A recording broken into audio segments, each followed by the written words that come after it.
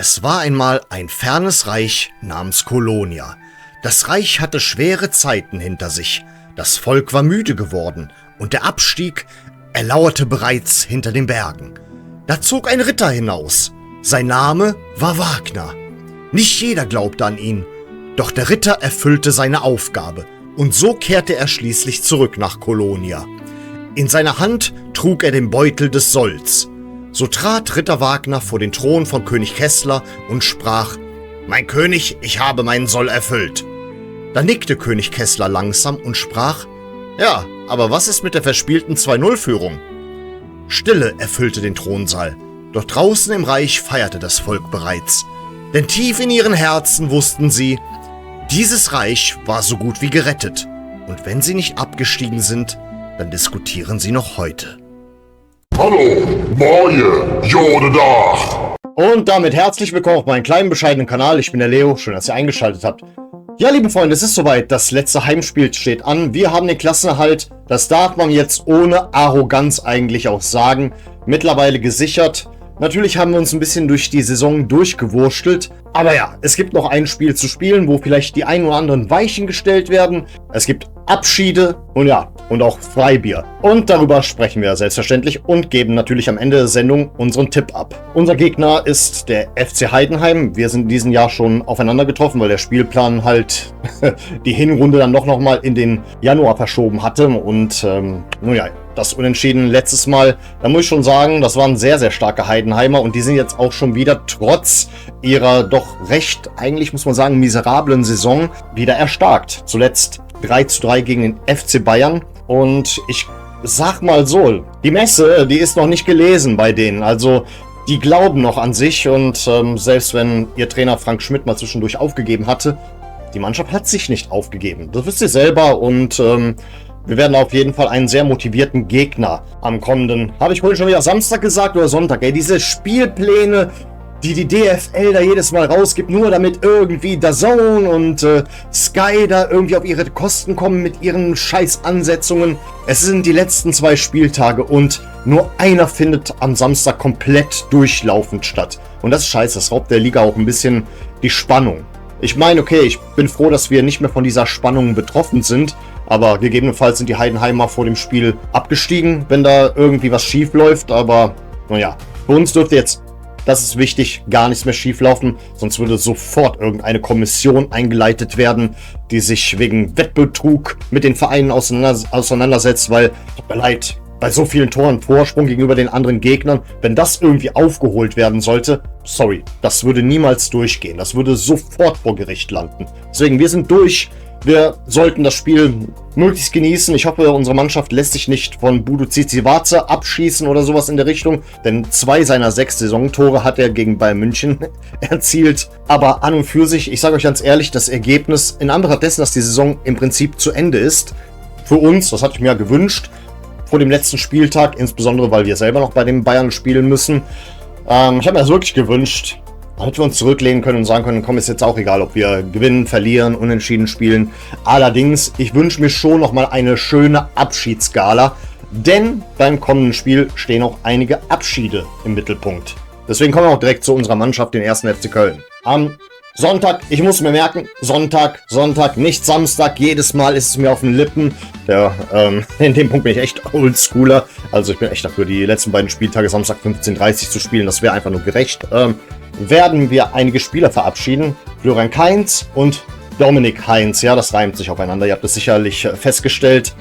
Ja, das sind 2, meiner Meinung nach, sehr verdiente Spieler. Ich meine, Florian Kainz war spätestens ab 2022 eine lange Zeit lang mein Lieblingsspieler. Also während alle immer gesagt hatten, Modest, Hector und so weiter, wollte ich in der Zeit gegen den Strom schwimmen. Weil ihr müsst halt verstehen, ich mag Filigrantechniker, Mittelfeldakteure, die ein bisschen so dem Spiel Antrieb geben. Deswegen, das erkenne ich auch ein bisschen in Said El-Mala. Und natürlich ist er jetzt schon ein deutlich stärkerer Spieler, als es Florian Kainz jemals war. Aber ich sag mal so, der Junge hat wirklich hier alles gegeben, größtenteils. Auch letzte Saison im Endspurt der 2. Liga. Ja, wir haben wirklich hier einen Spieler, bei dem wir uns bedanken sollten. Für seine Treue, für seine Einsatzbereitschaft. Er wird uns sicherlich fehlen. Ich bin überrascht, dass er seine Karriere nicht in Graz beenden wird. Aber Köln liegt ihm wohl dann tatsächlich sehr am Herzen, ist ihm sehr ans Herzen gewachsen. Vermissen werde ich ihn, aber nun ja, wir müssen neue Wege beschreiten und dazu gehört auch ein Umbruch der Mannschaft. Auch was die Tiefe betrifft. Und davon ist dann auch Dominik Heinz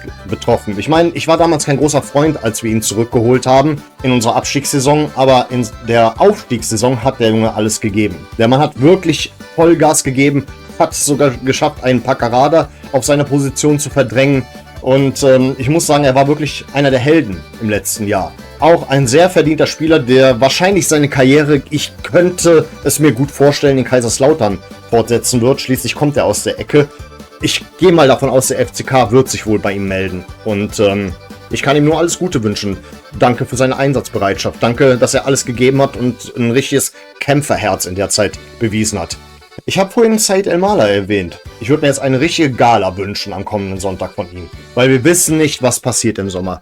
Werden wir ihn verkaufen? Werden wir ihn behalten? Ich selber bin immer noch dafür, verkaufen, aber weiter ausleihen. Aber ich wünsche mir schon das ein oder andere Tor zum Abschluss. Weil ihr müsst mal wissen, wo ich herkomme. Warum stehe ich auf solche Spieler wie Said El-Mala? Für mich ist zum Beispiel Diego Maradona der beste Spieler aller Zeiten. Ich mochte Zinedine Zidane, Clarence Seedorf. Okay, Edgar Davids war etwas defensiver. Solche Spieler mochte ich. Rivaldo. Ich will nicht sagen, Said El-Mala ist irgendwie ein Upgrade zu diesen Spielern, aber ich rede von Spielern, die Magie ausstrahlen, und das war Said in dieser Saison.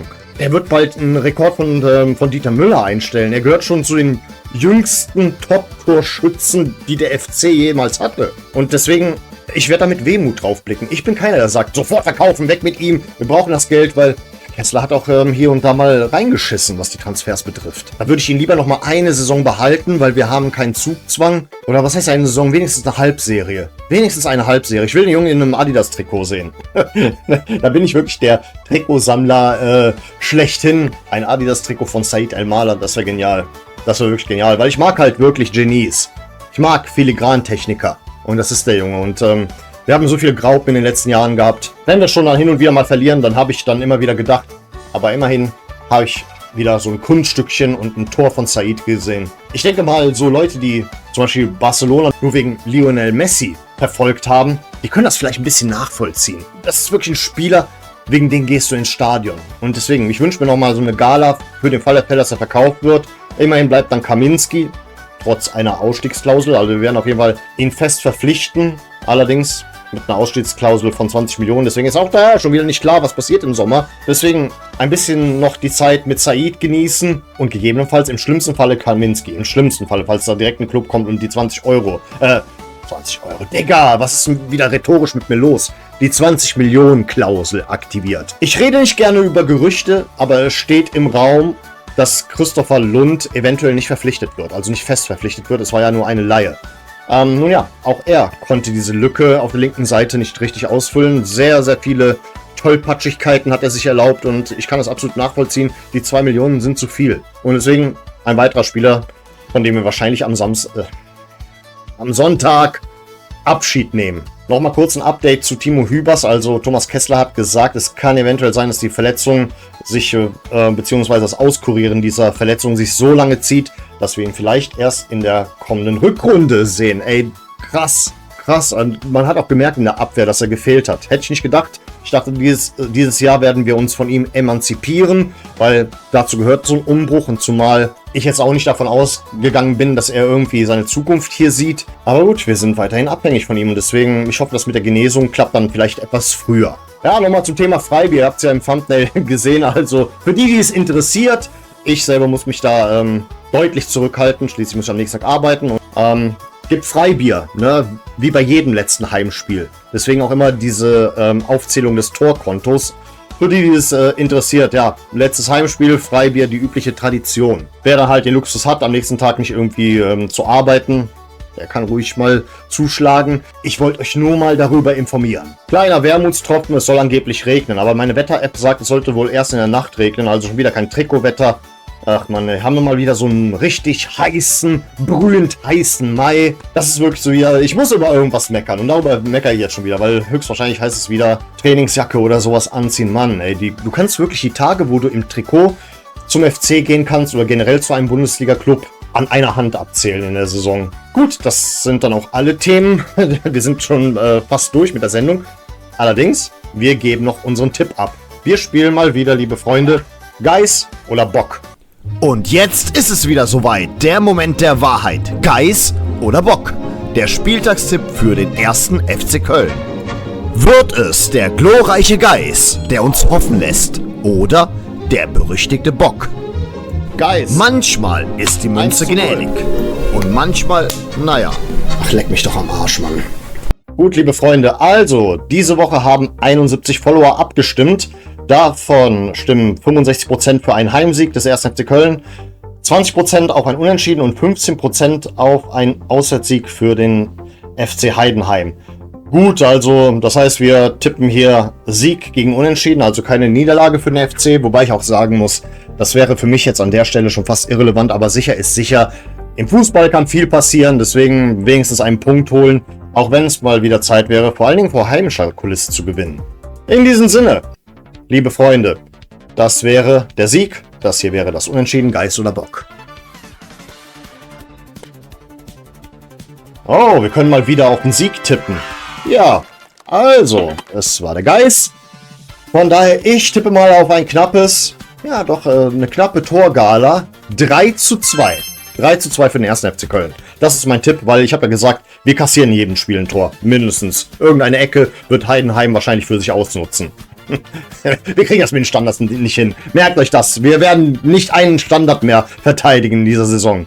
Davon bin ich 100% überzeugt. Oder sagen wir mal 1948%.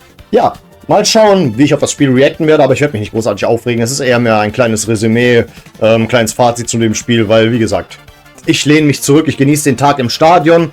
Es wird für mich sowieso ein Wochenende sein, wo man mich in 2 Stadien antreffen kann. Ich bin am Samstag bei Fortuna Köln. Ich werde ihr ein bisschen Unterstützung geben im Kampf um den Aufstieg, weil sie könnten ja tatsächlich in die 3. Liga aufsteigen bei diesem Heimspiel, das sie haben. Und natürlich halt Sonntag FC. Wird hoffentlich ein schöner Tag. Heute mit allen meinen Freunden ist immer mein Motto bei jedem FC-Spiel. Mich mit meinen Leuten treffen, mit meinen Leuten in der Kurve stehen. Ich freue mich drauf. Ich werde es einfach genießen und mich nicht irgendwie über ein Ergebnis aufregen, weil die Sache ist durch. Ja, und von daher, ich bedanke mich recht herzlich für eure Aufmerksamkeit. Vielen Dank fürs Zusehen und ich sage mal an der Stelle auf Wiedersehen. Denn wir wollen uns doch wiedersehen. Unser kosmischer Held, der Multikosmos, das Beste der Welt. Trikots total, zusammen bis sie alt.